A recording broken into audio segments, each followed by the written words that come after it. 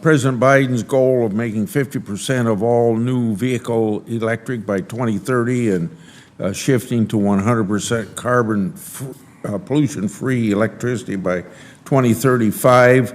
Most people believe that these goals are impossible to meet.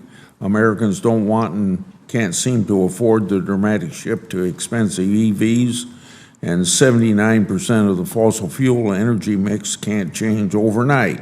So to you, let's take a moment to talk about the grid.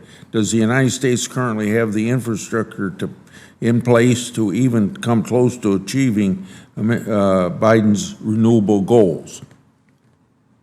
Great, thank you for the question.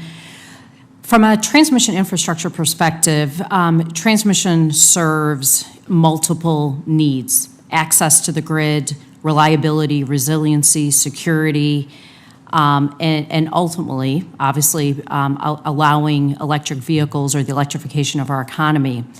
However, our grid is not in a state even today to meet the current stresses on our grid, as we've talked about.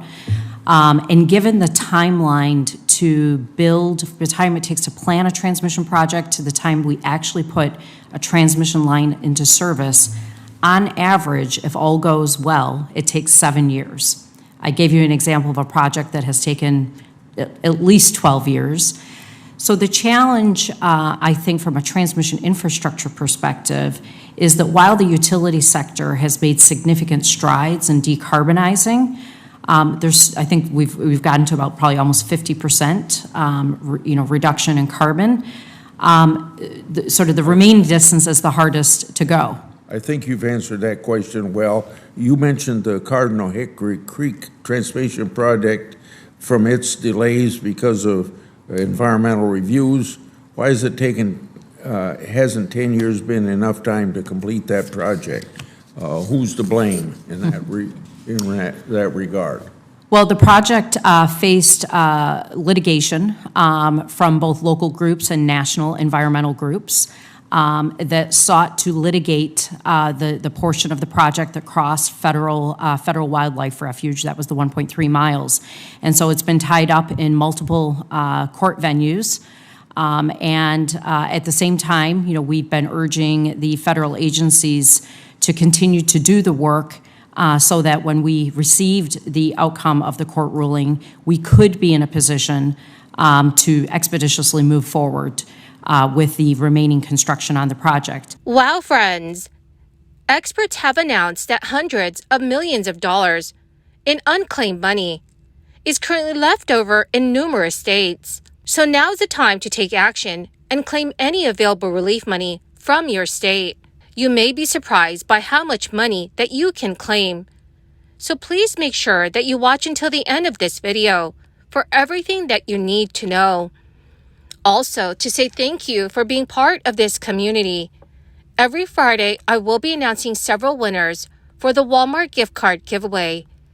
If you would like to enter these weekly giveaway, friends, please click and like several of my videos, and then comment below the keyword of each video that you watch. The more videos that you comment on, friends, the greater your chances of winning these giveaways. Did you know that you may be eligible for leftover money from the government? Unclaimed property is a financial asset that is unknown, lost, has been left inactive, unclaimed, or abandoned by its owner.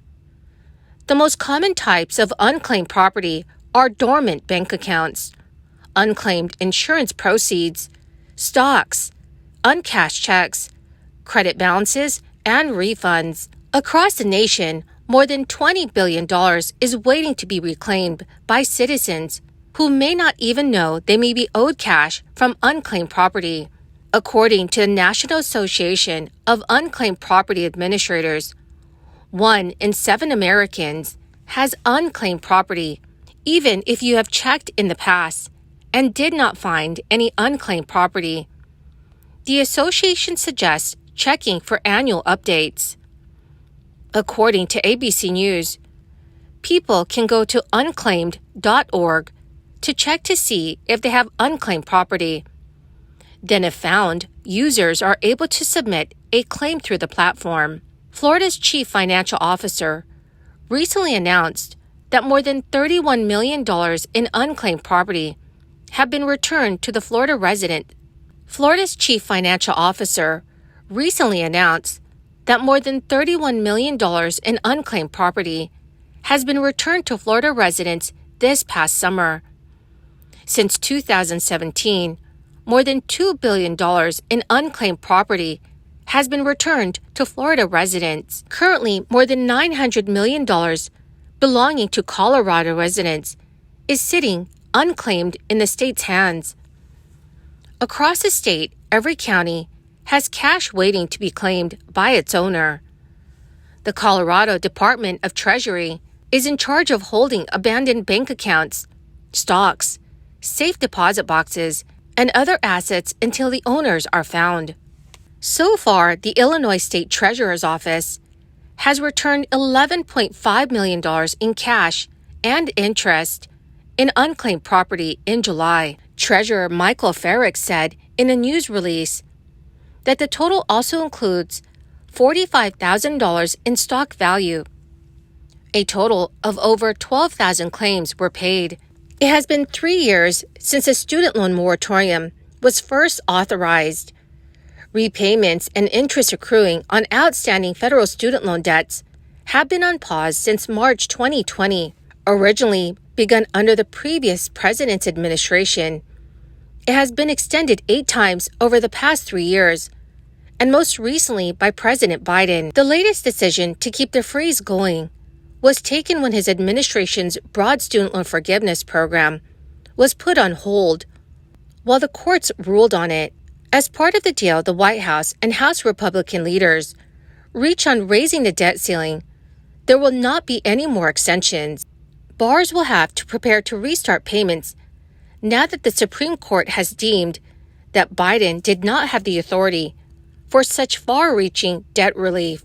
Student loan borrowers will be notified well before payments restart, but they can expect that to be in October 2023. The federal student aid website says interest will start accruing again beginning this September.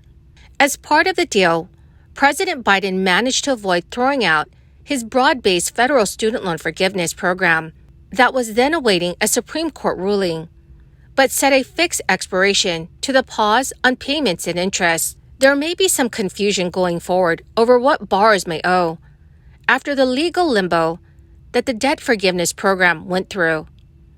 That in turn has raised some concerns that when repayments start again, many Americans could be at risk of defaulting. With the Supreme Court decision out now, the Department of Education will be able to definitively tell borrowers how much they owe and what their monthly payments will be. Well, my beautiful and my greatest friends, that is the end of my daily stimulus update video for this Tuesday. My friends, thank you so much for joining me here every day and for being part of this community.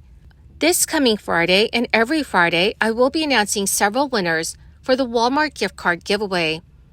So please make sure, friends, that you enter these giveaways. All you need to do is click and like several of my videos and then comment below the keyword of each video that you watch. The more videos that you comment on, dearest friends, the greater your chances of winning the giveaways. Thank you and have a wonderful and very blessed week.